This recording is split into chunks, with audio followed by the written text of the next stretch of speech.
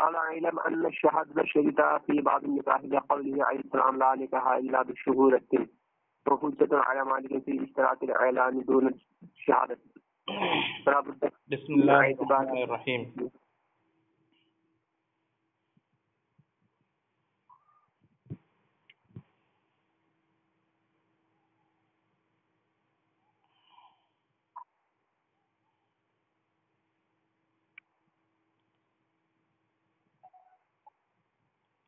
فَإِن تَزَوَّجَ أُخْتَيْنِ فِي عَقْدَتَيْنِ وَلَا يَدْرِي أَيَّتُهُمَا أَوْلَى فُرِّقَ بَيْنَهُ وَبَيْنَهُمَا یا وَلَا يُدْرَى أَيَّتُهُمَا أَوْلَى فُرِّقَ بَيْنَهُ وَبَيْنَهُمَا. تو اگر کسی نے مسئلہ بیان کیا جا رہا ہے کہ اگر کسی نے دو بہن کو ایک نکاح میں جمع کر لیا اور یہ پتہ نہ چلے کہ ان میں سے پہلے کس سے ایجاب قبول ہوا، پہلے کس سے نکاح کا انعقاد ہوا. اگر پتہ چل جائے تب تو جس سے ہوا اس کا نکاح منعقد ہوگا، جو پہلی ہوگی، جو اولا ہوگی. ولا یدری ایتہما اولا، اولا نہیں اولا، جو پہلی جس سے پہلا نکاح ہوا وہ تو بیوی ہو جائے گی، اور دوسری بار جس سے نکاح ہوا اس کے بعد وہ اس سے نکاح فاسد رہے گا، وہ بیوی نہیں کہلائے گی. لیکن یہاں پہ مسئلہ یہ ہے کہ پتہ ہی نہ چلے، اولویت جو ہے یہ پتہ نہ چلے کہ کون پہلی ہے، اس کا علم نہ ہو. ٹھیک ہے، تو اب کیا کریں گے؟ تو جب پتہ ہی نہ چل سکے، کوئی طریقہ ہی نہ ہو، گواہ ثبوت کچھ نہ ہو، ہے نا، نہ کوئی اقرار کرے تو اپنے پر ثبوت بھی پیش نہ کر سکے، تو دونوں کے درمیان تفریق کر دی جائے گی. تفریق کرنے کا مطلب یہ ہوگا، تفریق کرنے کی وجہ کیا ہوگی؟ کیونکہ یہ تو معلوم ہے ہمیں کہ دونوں میں سے ایک کا نکاح باطل ہے، کیونکہ دو بہنوں کو ایک ساتھ ایک نکاح میں جمع کرنا نص قطعی سے حرام ہے نا، وَأَن تَجْمَعُوا بَيْنَ الْأُخْتَيَيْنِ کے تحت. تو یہ تو معلوم ہے کہ دونوں میں سے کسی ایک کا نکاح باطل ہے، لیکن متعین کرنے کی کوئی راہ نہیں ہے، یعنی تعین نہیں کر سکتے ہم کہ کس کا نکاح باطل ہے. کیوں؟ کیونکہ ہمیں پہلا کس سے نکاح ہوا یہ نہیں معلوم. اچھا ایک بات، اچھا ایسا بھی نہیں کر سکتے کہ جناب وہ جہالت کے ساتھ نکاح کے نافذ ہونے کا حکم دے دیں، یعنی یہ ہم یہ کہہ دیں کہ بھائی دونوں میں سے کسی ایک سے نکاح ہوا ہے. تو اب دونوں میں سے کسی ایک سے نکاح ہوا ہے، یہ اگر یعنی جہالت کے ساتھ نکاح کے نافذ ہونے کا حکم لگا دیں گے تو اس میں مسئلہ یہ کھڑا ہو جائے گا کہ دونوں اس کی بیوی ہو کر محبوس رہے گی اس کے گھر میں، اور دونوں سے یہ وطی نہیں کر سکتا. تو وطی نہ کرنا یہ ایسا ہو گیا کہ نکاح بغیر فائدے کے ہو گیا، اور دونوں کو قید میں رکھ لینا یہ ایسا ہو گیا کہ وطی کیے بغیر کہ دونوں قید میں ہیں. تو نقصان ہے اس کے اندر دونوں کا. شوہر کا نقصان یہ ہے کہ اس کو جو نکاح کا فائدہ ہے وہ نہیں مل پا رہا ہے، بچے کی پیدائش ہے، وطی کرنا ہے، یہ نہیں مل پا رہا ہے. اور دونوں لڑکیوں کا نقصان یہ ہے کہ وہ محبوس ہو کر رہ جائے گی، اس لیے تفریق متعین ہو جائے گی. ترجمہ دیکھیے، فَإِن تَزَوَّجَ أُخْتَيْنِ فِي عَقْدَتَيْنِ وَلَا يَدْرِي أَيَّتَهُمَا أُولَى فُرِّقَ بَيْنَهُ وَبَيْنَهُمَا. تو اگر کسی نے نکاح کیا دو بہنوں سے دو عقد میں اور معلوم نہ پڑے کہ ان میں سے پہلی کون ہے، تو اس کے اور ان دونوں بہنوں کے درمیان تفریق کر دی جائے گی. لِأَنَّ النِّكَاحَ إِحْدَاهُمَا بَاطِلٌ بِيَقِينٍ، اس لیے کہ دونوں میں سے ایک کا نکاح یقیناً باطل ہے. وَلَا وَجْهَ إِلَى التَّعْيِينِ لِعَدَمِ الْأُولَوِيَّةِ، اور تعین کی کوئی راہ نہیں، تعین کا کوئی طریقہ نہیں. کس وجہ سے؟ لِعَدَمِ الْأُولَوِيَّةِ، پہلے اولویت کے نہ ہونے کی وجہ سے، یعنی یہ نہیں معلوم کہ پہلی کون ہے، پہلا کس سے نکاح ہوا. وَلَا إِلَى التَّنفِيذِ مَعَ التَّجْهِيلِ، اور تجہیل کے ساتھ تنفیذ کا بھی کی طرف بھی کوئی راہ نہیں، یعنی جہالت کے ساتھ نکاح کے نافذ ہونے کا حکم لگا دیں، ایسا بھی نہیں ہو سکتا. کس وجہ سے؟ لِعَدَمِ الْفَائِدَةِ أَوْ لِلضَّرَرِ، فائدہ نہ ہونے کی وجہ سے کہ شوہر کو کوئی فائدہ نہیں ملے گا، أَوْ لِلضَّرَرِ، یا تکلیف کی وجہ سے کہ دونوں عورتیں تکلیف میں رہے گی، اس سے صحبت بھی نہیں کی جائے گی اور وہ جو ہے گھر میں قید رہے گی. فتعین التفریق، تو یہ دو سبب سے تفریق متعین ہو جائے گی. وَلَهُمَا نِصْفُ الْمَہر، لیکن چونکہ نکاح ان میں سے کسی ایک سے ہوا ہے، یہ تو طے ہے نا، کسی نہ کسی، یہ بس یہ فرق ہے کہ کس سے پہلے ہوا یہ پتہ نہیں، لیکن کسی ایک سے تو ہوا ہے. تو کسی ایک سے اگر نکاح ہو اور مہر طے ہو جائے اور اس کو جو ہے طلاق دینے کی تفریق کی نوبت آ جائے تو دونوں میں سے کسی ایک سے نکاح طے ہوا ہے تو مہر مسمہ یعنی جب نکاح کے وقت مہر طے ہو جائے اس کے بعد آپ طلاق دیتے ہیں یعنی اس کے بعد تفریق ہوتی ہے تو نصف مہر ملے گا. جیسے آپ نے کسی عورت سے شادی کی اور مہر طے ہوا 1,00,000 روپے، پھر آپ نے اس کو طلاق دے دیا، ٹھیک ہے، یعنی تفریق ہو گئی کسی سبب سے، جیسے پتہ یہ چلا بعد میں کہ یار یہ تو ہماری جو ہے وہ رضائی بہن تھی، یہ اس طرح اور کوئی مسئلہ آ گیا تو تفریق جب کی جائے گی تو اس عورت کو نصف مہر ملے گا. تو یہاں پر بھی نصف مہر ملے گا اور نصف مہر میں دونوں شریک ہو جائے گی، یعنی دونوں کو، ایسا نہیں کہ اس کو آدھا اس کو آدھا ملا کے 1,00,000 پورا کر دیں گے، نہیں، 1,00,000 طے ہوا تھا نا مہر، جتنا طے ہوا تھا مہر تو اتنے ہی کا آدھا ملے گا. لِأَنَّهُ وَجَبَ لِلْأُولَى مِنْهُمَا، اس لیے کہ ظاہر سی بات ہے ان میں سے ایک کے لیے ہی مہر واجب ہوا، ایک کے لیے مہر واجب ہوا نا، دونوں کے لیے تو ہوا نہیں، کسی ایک کے لیے مہر واجب ہوا. وَإِنْ عَدَمَتِ الْأُولَوِيَّةُ، اور پہلی کون ہے؟ یہ معدوم ہے. پہلی کون ہے؟ اولویت یہاں پہ منعدم ہے، للجہل، جہالت کی وجہ سے، للجہل بالاولویت، اولویت سے جہالت کے سبب سے، فینصرف الیہما، تو اس لیے مہر دونوں کی طرف لوٹے گا. اس کے بعد کہتے ہیں وقیل لا بد من دعوی کل واحد منہما انہما الاولی، ایک روایت میں یہ ہے کہ دونوں میں سے ہر ایک دعویٰ کرے گی. کیا دعویٰ کرے گی؟ کہ جناب مجھ سے پہلے نکاح ہوا ہے، اور دوسری کہے گی مجھ سے پہلے نکاح ہوا ہے. تو جو ثابت کر دے اس کا پورا مہر ملے گا، لیکن تفریق بہرحال دونوں کے درمیان ہو جائے گی. اول اصطلاح لجہالت المستحقۃ، یا کہتے ہیں کہ اس مسئلے پر جو اتفاق کیا گیا ہے کہ نہیں دونوں کو نصف مہر سے آدھا آدھا مل جائے گا، یعنی نصف کا نصف دونوں کو مل جائے گا، نصف نصف. تو یہ کس لیے ہے؟ لجہالت المستحقۃ، دونوں میں سے کون مہر کی مستحق ہے اس میں جہالت پائی جا رہی ہے، اس لیے ہم کہیں گے دونوں مشترک ہے اس مہر کے حصہ پانے میں. یہ ایک مسئلہ نکل گیا. اس کے بعد کہتے ہیں ولا یجمع بین المرأة وعمتها او خالتها او ابنة اخیها او ابنة اختها، ایسے ہی جو ہے کوئی شادی نہ کرے ایک عورت اور اس کی پھوپھی کو جمع کر کے، یا اس کی خالہ کو جمع کر کے، یا اس کی بھتیجی کو جمع کر کے، یا اس کی بھانجی کو جمع کر کے. مطلب آپ نے ہندا سے شادی کیا تو ہندا کی چچی کو ہندا کو نکاح میں رکھتے ہوئے، یا ہندا کی خالہ کو ہندا کے نکاح میں رکھتے ہوئے، یا ہندا کی بھائی کی بیٹی یعنی جس کو بھتیجی بولیں گے ہندا کی، اس کو، یا بھانجی یعنی ہندا کی بہن کی بیٹی، یہ 4 طرح کی عورتوں سے آپ نکاح نہیں کر سکتے جب تک ہندا نکاح میں ہے. دلیل حرمت کی، حالانکہ قرآن پاک میں ان عورتوں کی حرمت پر کوئی آیت نہیں ہے، اور جو عورتیں حرام کی گئی ہے ان حرام شدہ عورتوں کو بیان کرنے کے بعد قرآن پاک میں فرمایا گیا وَأُحِلَّ لَكُم مَّا وَرَاءَ ذَلِكُمْ، یعنی ان عورتوں کے علاوہ جو سب ہے وہ سب حلال ہے تمہارے لیے. تو پھر یہ عورتیں جن کا ذکر قرآن پاک میں نہیں ہے وہ حرام کیسے ہو گئی؟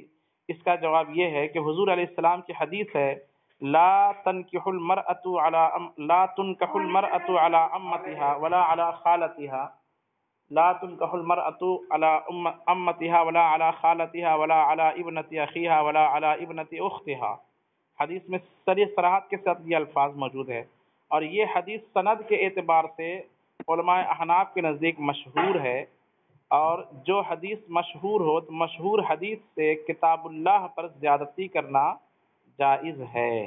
مشہور یا اس کے مثل یعنی اس سے بہتر اسے متواتر حدیث ہے تو اس کے ذریعے سے کتاب اللہ پر زیادتی کرنا، یعنی کتاب اللہ میں جتنا حکم ہے اس حکم میں کچھ اور حکم بڑھا دینا، یہ کرنا کیا ہے؟ جائز ہے. تو اس لیے جو ہے اس حدیث کے تحت جو ہے یہ مسئلہ بنا کہ بیوی کی پھوپھی، بیوی کی خالہ، بیوی کی بھتیجی اور بیوی کی بھانجی سے بیوی کو نکاح میں رکھتے ہوئے شادی نہیں کر سکتے ہیں، یعنی جمع نہیں کر سکتے. جمع کرنے کا مطلب یہ ہوا کہ اگر بیوی کو طلاق دے دیا تو اب اس کی پھوپھی سے نکاح کر سکتا ہے، بیوی کو طلاق دے دیا تو اس کی بھتیجی سے نکاح کر سکتا ہے، اس طرح سے ایک ساتھ نہیں رکھ سکتا. پھر اس کے بعد ہے کہ وَهَذَا مَشْهُورٌ يَجُوزُ الزِّيَادَةُ عَلَى الْكِتَابِ بِمِثْلِهِ، یہ حدیث مشہور ہے اور اس طرح کی حدیث سے کتاب اللہ پر زیادتی جائز ہے.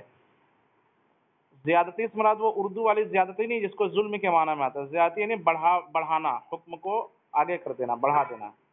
ولا يجمع بين امرأتين لو كانت احداهما رجلا لم يجوز له ان يتزوج بالاخرى، یہاں سے ایک قاعدہ بیان کر رہے ہیں کہ اور اسی طریقے سے ایسی دو عورتوں کو ایک ساتھ نکاح میں رکھنا، ایک ساتھ نکاح میں لانا جائز نہیں ہے کہ ان دو عورتوں میں سے ایک کو مرد فرض کیا جائے تو دوسرے سے اس کا نکاح حرام ہو جائے. ٹھیک ہے، ایک کو مرد فرض کیا جائے دوسرے سے اس کا نکاح کیا ہو جائے، حرام ہو جائے. ہاں، جیسے مثال کے طور پر جو ہے کیا بولتے ہیں خالہ ہے اور کیا بولتے ہیں خالہ ہے اور اس کی وہ ہے کیا بولیں گے بھتیجی، بھانجی. تو آپ نے شادی کیا بھانجی سے، ایک عورت سے شادی کیا. اب مثال کے طور پر اس کی خالہ ہے تو خالہ کو ایک تو اوپر سے حرام، اوپر والی حدیث سے حرام ہے، ساتھ ساتھ یہ اس فارمولے کے ساتھ میں سمجھا رہا ہوں کہ خالہ کو اگر ہم مرد تصور کر لیں، خالہ کو اگر ہم مرد تصور کر لیں تو اب خالہ کیا ہو جائے گی اس کی، یعنی خالہ اگر مرد ہو تو خالہ کون ہے، اس کی ماں کی بہن ہے نا. تو اب خالہ اس کی ماں کا بھائی ہو جائے گی، اور ماں کا بھائی ماموں ہوتا ہے، تو ماموں بھانجی کا نکاح کیا ہو جاتا ہے. جو سمجھ میں آیا کہ نہیں آیا یہ مسئلہ.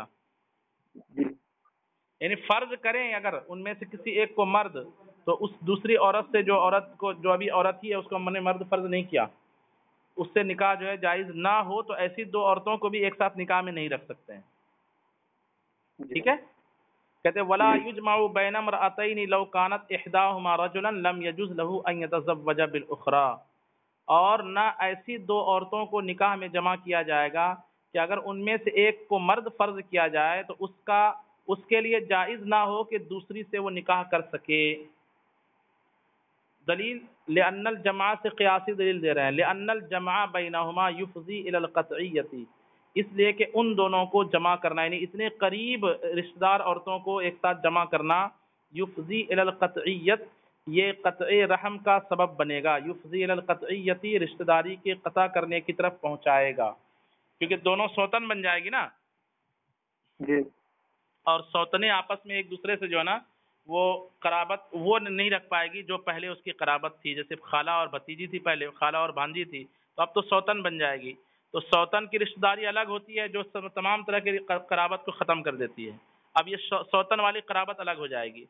والقرابت المحرمۃ للنکاح محرمۃ للقطع، اور وہ قرابت جو نکاح کو حرام کرتی ہے، اور وہ قرابت جو نکاح کو حرام کرتی ہے وہ قطع تعلق کو بھی کیا کر دیتی ہے، قطعیت کو بھی، یعنی رشتہ داری کو بھی.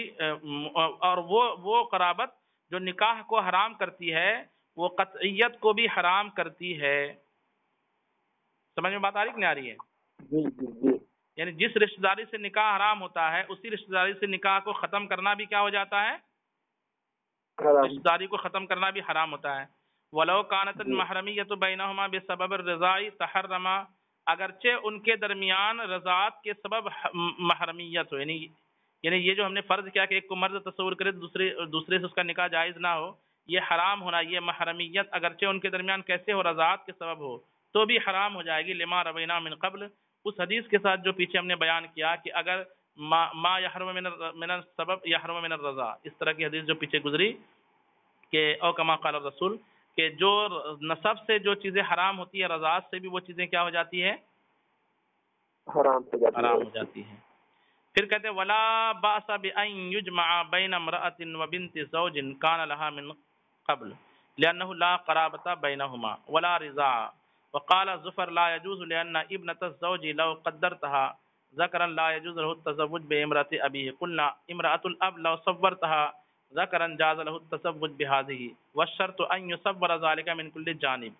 یہاں سے خاص مسئلے کی صورت بیان کر رہے ہیں کہ ایسی دو عورتوں کو جمع کیا کہ ان میں سے ایک کو مرد فرض کیا جائے تو دوسرے سے نکاح، دوسری عورت ہوتے اس سے نکاح جائز نہ ہو، لیکن دوسری عورت کو مرد فرض کیا جائے تو پہلی سے اس کا نکاح جائز ہو جائے. اس طرح کی کوئی رشتہ داری بنتی ہو تو وہاں حرمت ثابت نہیں ہوگی. اوپر والا فارمولہ جو ہم نے بیان کیا اس کی مثال دے رہے ہیں کہ اور حرج نہیں ہے کہ وہ ایک نکاح میں جمع کرے ایک عورت کو، وبنتی زوجن کان لها من قبل، اور شوہر کی بیٹی جو اس کو پہلے سے تھی، شوہر کی بیٹی کان لها من قبل، جو شوہر اس کا پہلے سے تھا. کیا مطلب؟ مثال کے طور پر جو ہے ہندا سے آپ نے شادی کیا اور ہندا کا پہلے کسی سے نکاح ہوا تھا، زید سے نکاح ہوا تھا مثال کے طور پر، زید کی ایک بیٹی تھی جو ہندا کی سوتیلی بیٹی ہوئی، زید کی پہلے ایک بیوی سے کیا تھی، عائشہ نام کی ایک بیٹی تھی، تو یہ ہندا اور عائشہ آپس میں کیا ہوئے، جب زید نے ہندا کو اپنے نکاح میں لے لیا اور اس کے پاس پہلے سے ایک بیٹی تھی تو آپس میں کیا ہوئے، یہ دونوں ماں بیٹی ہو گئے نا. کہتے ہیں کہ لِأَنَّهُ لَا قَرَابَةَ بَيْنَهُمَا سے بیان کر رہے ہیں کہ یہاں پر نہ تو دونوں کے درمیان کوئی رشتہ داری، صرف باپ کی وجہ سے وہ جمع آ گئی نا، وہ ہندا باپ کی وجہ سے جو ہے نا، باپ نے نکاح میں لے لیا ہندا کو، تو اس کی شوہر، اب جو اس کا شوہر زید ہے، زید کی وہ بیٹی ہے، اس اعتبار سے اس کی وہ ماں بنی. لیکن حقیقت میں دیکھیں گے تو لا قرابۃ بینہما ولا رضاع، دونوں کے درمیان کوئی رشتہ داری نہیں ہے اور نہ کوئی رضاعت ہے. اس عورت کے درمیان یعنی زید کی بیٹی کے درمیان اور زید کی اس بیوی کے درمیان جو دوسری ہے اور اس کی بیٹی دوسری بیوی سے ہے، ان دو عورتوں کے درمیان کوئی رضاعت بھی نہیں، کوئی قرابت نہیں. لیکن اب دیکھیے یہاں پہ کیسے کیا ہوگا. امام ظفر فرماتے ہیں لا یجوز، ان دو عورتوں کو ایک ساتھ نکاح میں جمع کرنا جائز نہیں. کیوں؟ لأن ابنۃ الزوج، اس لیے کہ شوہر کی بیٹی کو لو قدرتھا ذکرن، اگر آپ کیا فرض کریں، مرد فرض کریں، شوہر کی بیٹی جو ہے، جو عائشہ جس کا ہم نے نام دیا، اس کو مان لیتے ہیں کہ وہ عائشہ نہیں زید ہے، ٹھیک ہے. لا یجوز لہ التزوج بامرأۃ ابیہ، تو اب یہ جو ہندا ہے، یہ ہندا اس کے باپ کی بیوی ہو گئی، جس عائشہ کو ہم نے زید فرض کیا، زید کے باپ کی بیوی ہو گئی نا جی. اور باپ کی بیوی سے نکاح کرنا حرام ہے، یہ نص سے ثابت ہے، پیچھے ہم نے پڑھا. جی جی وہ ہے نا کہ ولا کیا پیچھے جو گزری کہ تمہارے باپ داداؤں کی بیویاں، ازواج آبائکم والی جو عبارت پیچھے گزری، تمہارے باپ داداؤں کی بیویاں، تو اس اعتبار سے تو نکاح کرنا ناجائز ہو جائے گا. کیونکہ اگر زید کے بیٹے کو، ہم نے نام الگ الگ نہیں دیا، زید کی بیٹی جو عائشہ ہے، اس کو اگر ہم مرد فرض کر لیں، مرد کیا فرض کر لیں، عمر فرض کر لیں کہ وہ لڑکی نہیں لڑکا ہے عائشہ، تو وہ عائشہ اور یہ عورت جو ہندا ہے آپس میں سوتیلے ماں بیٹا، اور یہ سوتیلے بیٹا بن جائے گا اور یہ اس کی ماں بن جائے گی، اور اس عمر کو اپنے باپ زید کی بیوی سے نکاح کرنا کیا ہو جائے گا، بولیے حرام ہو جائے گا نا.